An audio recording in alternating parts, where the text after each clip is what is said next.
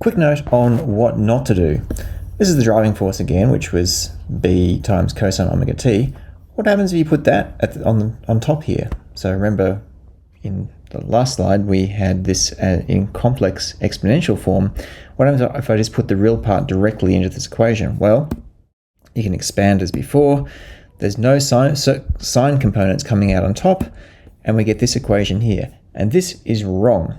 You can see when omega is equal to omega naught, this goes to 0, which is definitely not what we want because we still have a response. It's still moving. The position here is still going to be varying as a function of time. It'll just be the sine component instead of the cosine component, but the sine component's gone away.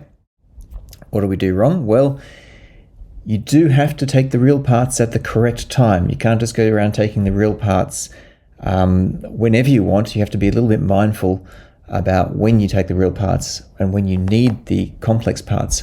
So when complex parts have to interact with each other like this, then you need to hold off taking the real part until right at the end.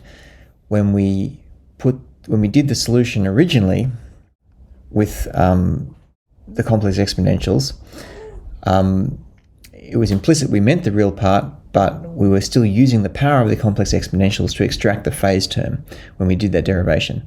So if we take the real part and pop it in here, then we've done something inconsistent with our original derivation.